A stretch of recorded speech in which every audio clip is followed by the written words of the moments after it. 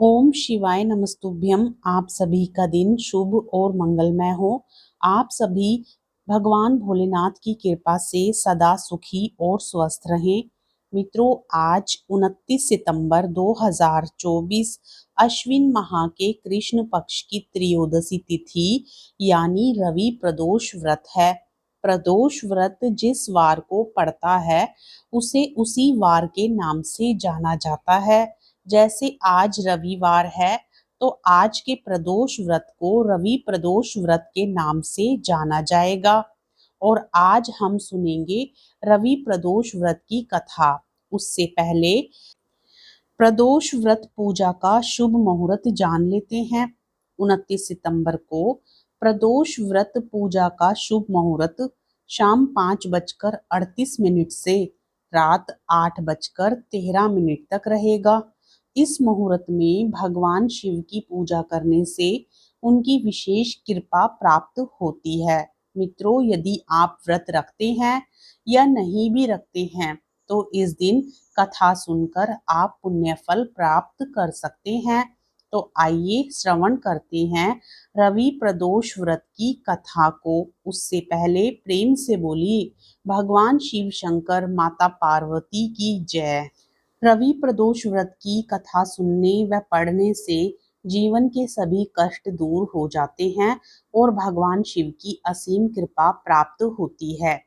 एक समय सर्व प्राणियों के हितार्थ परम पावन भागीरथी के तट पर ऋषि समाज द्वारा विशाल गोष्ठी का आयोजन किया गया।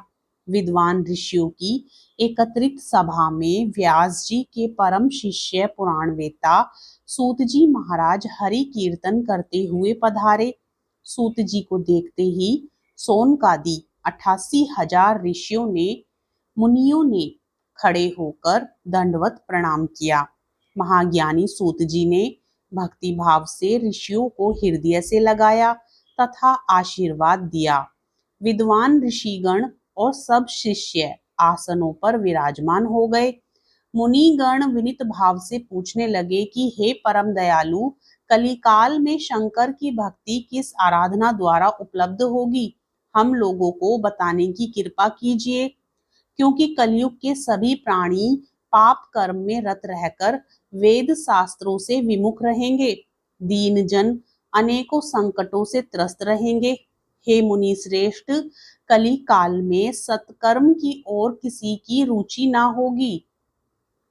जब पुण्य क्षीण हो जाएंगे तो मनुष्य की बुद्धि असत कर्मों की ओर खुद व खुद प्रेरित होगी, जिससे दुर्विचार पुरुष वंश सहित समाप्त हो जाएंगे।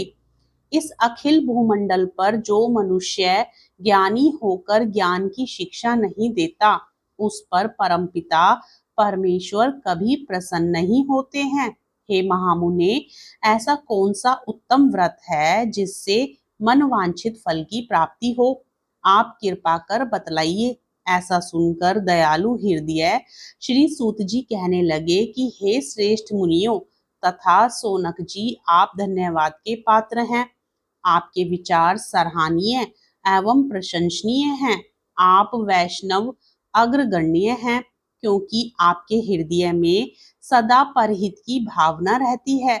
इसलिए हे शौनक आदि ऋषियों, सुनो, मैं तुमसे उस श्रेष्ठ व्रत को कहता हूँ जिसके करने से सब पाप नष्ट हो जाते हैं।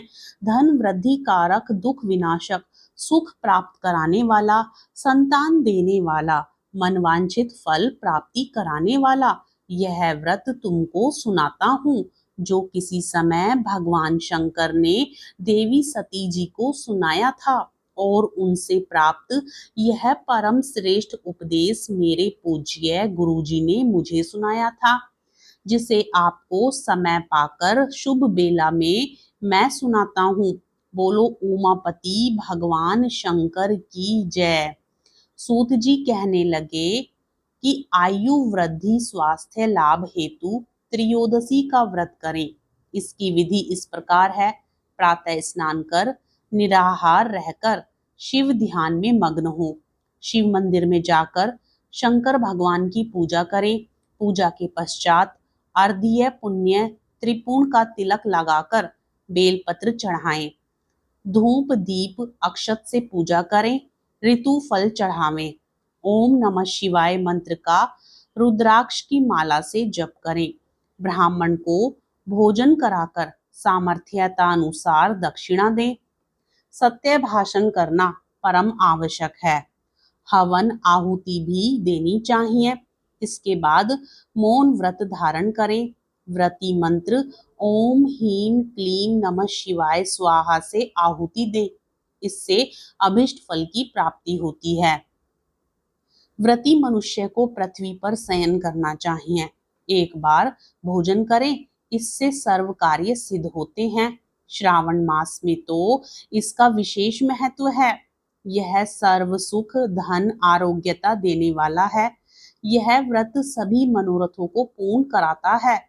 हे ऋषिवरों, यह प्रदोष व्रत जो मैंने आपको बताया, किसी समय शंकर जी ने सती जी को और वेदव्यास मुनि ने मुझको सुनाया था।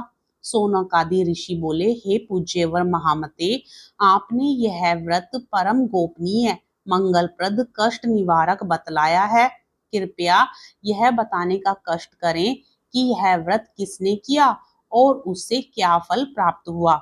श्री सूत जी बोले, हे विचारवान ज्ञानियों, आप शिव के परम भक्त हैं।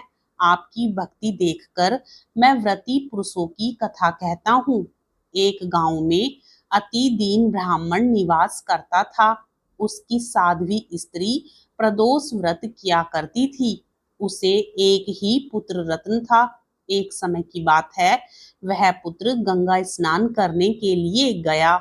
दुर्भाग्यवश मार्ग में चोरों ने उसे घेर लिया और वे कहने लगे कि हम तुम्हें मारेंगे नहीं, तुम अपने पिता के गुप्त धन के बारे में हमें बतला दो। बालक दीन भाव से कहने लगा कि बंधुओं, हम अत्यंत दुखी दीन हैं, हमारे पास धन कहाँ है। तब चोरों ने कहा कि तेरी इस पोटली में क्या बंधा है। बालक ने निसंकोच कहा कि मेरी माँ ने मेरे लिए रोटियां दी हैं। यह सुनकर चोरों ने अपने साथियों से कहा कि साथियों, यह बहुत ही दीन दुखी मनुष्य है, अतः हम किसी और को लूटेंगे। इतना कहकर चोरों ने उस बालक को जाने दिया। बालक वहां से चलते हुए एक नगर में पहुंचा। नगर के पास एक बरगद का पेड़ था। वह बालक उसी बरगद के वृक्ष की छाया में सो गया। उसी समय उस नगर के सिपाही चोरों को खोजते हुए उस बरगद के वृक्ष के पास पहुंचे और बालक को चोर समझकर बंदी बना राजा के पास ले गए। राजा ने उसे कारावास में बंद करने का आदेश दिया। उधर बालक की माँ भगवान शंकर जी का प्रदोष व्रत कर रही थी। उसी रात राजा को स्वप्न हुआ कि यह बालक चोर नहीं है, प्रातःकाल ही छोड़ दो, नहीं तो आपका राज्य वैभव सभी नष्ट हो जाएगा।